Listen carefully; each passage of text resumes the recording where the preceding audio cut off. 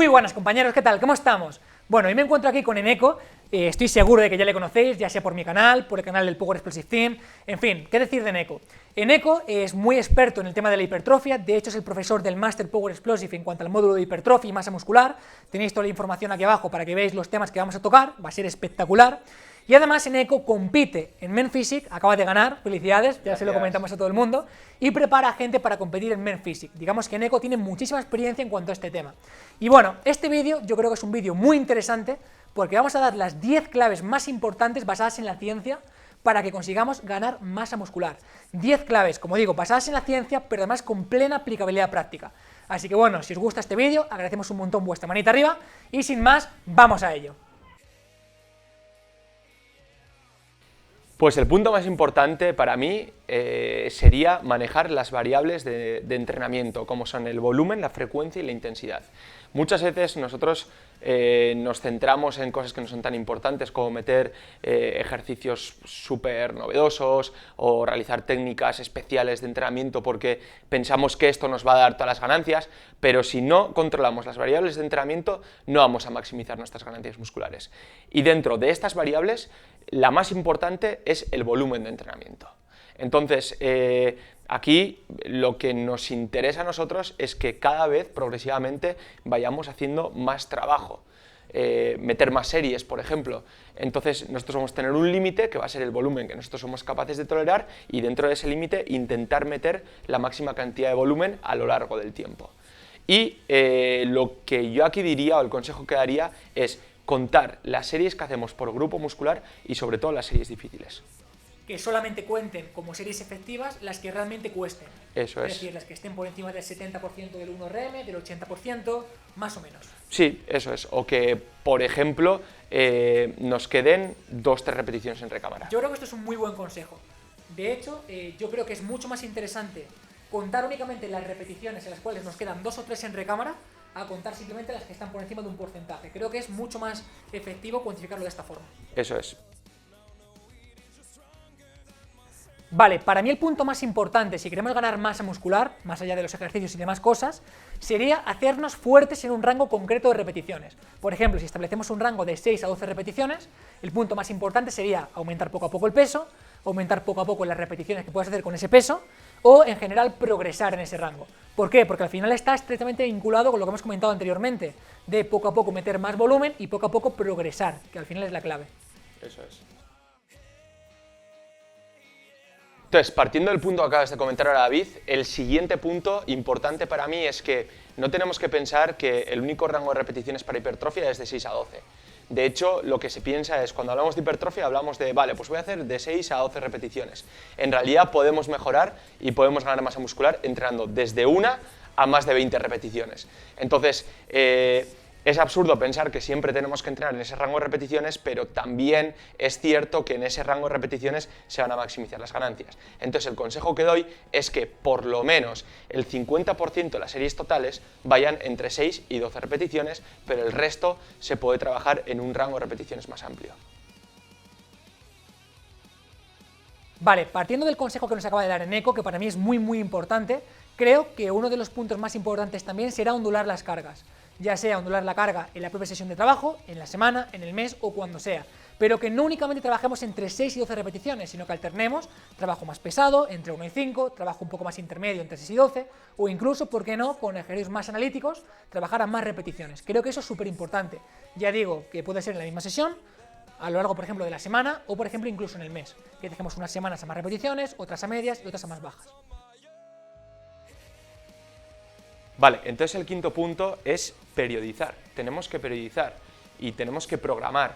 Lo que no podemos hacer es pensar que una rutina es mejor que otra, porque seguramente muchas veces ya te hayan preguntado, oye David, ¿qué es mejor, una torso-pierna, una full body, una wader frecuencia 2? O no, lo mejor es periodizar. Lo mejor es tener un objetivo a largo plazo e ir haciendo, como tú has dicho, un mes, 2 meses, 3 meses, ir cambiando y dentro de cada mesociclo ir metiendo pequeños objetivos. Entonces, este punto es clave. Si nosotros queremos hipertrofia a largo plazo, tenemos que periodizar. No podemos ir haciendo entrenamientos aleatorios de por sí. Bien, para mí el siguiente punto más importante sería analizar cuántos días vamos a trabajar un ejercicio, un grupo muscular, En fin, definir con cuánta frecuencia tenemos que trabajar. Esto es importante porque directamente está vinculado con la síntesis proteica muscular. Por ejemplo, muchas veces llega una persona que es novata y nos dice, ya claro, pero yo trabajo una vez el pectoral y me crece, estoy mejorando. Claro, es que prácticamente cualquier cosa que hagas te va a hacer mejorar, eres novato, ¿vale? Además, tenemos que entender que una persona cuando es novata, su síntesis proteica muscular que está aumentada dura más días. Sin embargo, una persona que tiene más experiencia no es así. Entonces, ¿cuál es mi consejo? Que en personas entrenadas, al menos dejar entre un día de descanso o como máximo 3 o 4, pero no más. No tiene sentido dejar de más de 4 días de descanso. Y por supuesto, una persona que sea menos entrenada, que sea más novata, pues a lo mejor es más inteligente descansar menos días, dejar por ejemplo un día de descanso entre cada ejercicio o grupo muscular, pero trabajar con menor volumen de entrenamiento y primar otras cosas que son también muy importantes. El siguiente punto importante, David, sería la selección de ejercicios y la variedad.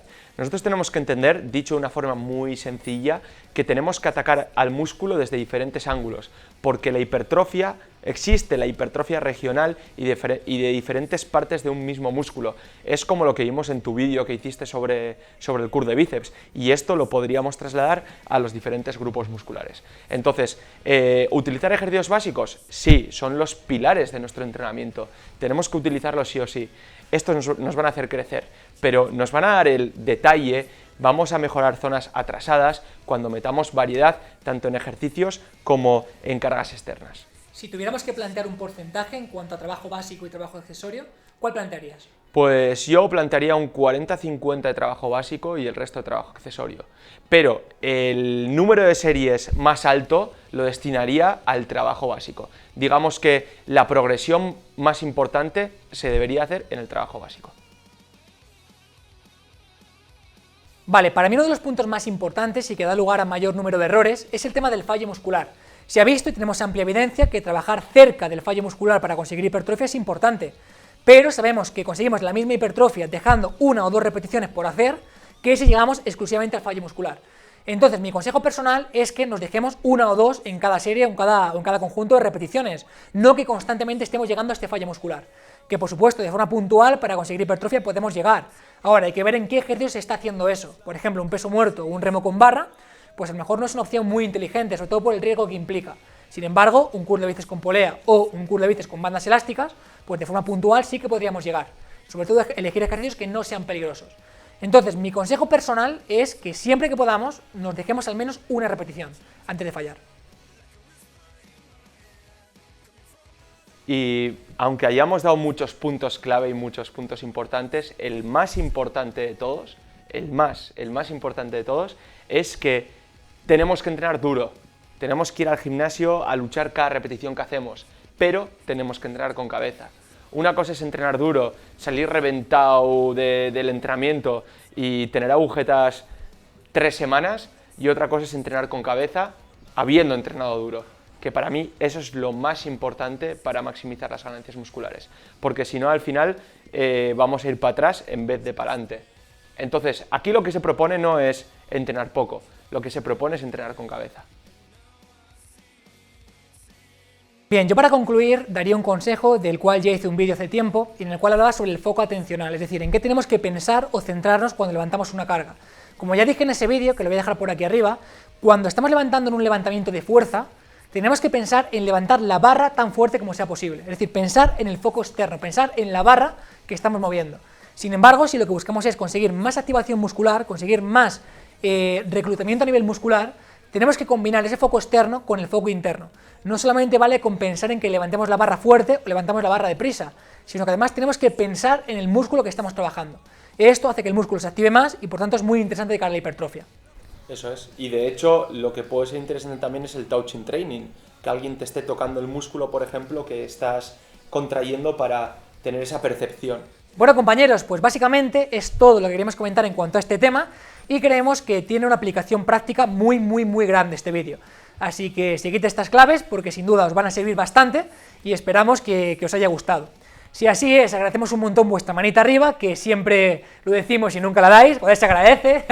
Y nada, Neko, muchísimas gracias por estar aquí, es un auténtico placer. Nada, a ti, y bueno, joder, en el máster seguiremos profundizando en todos estos temas, así que ahí os espero. Un gran abrazo, compañeros. Nos vemos.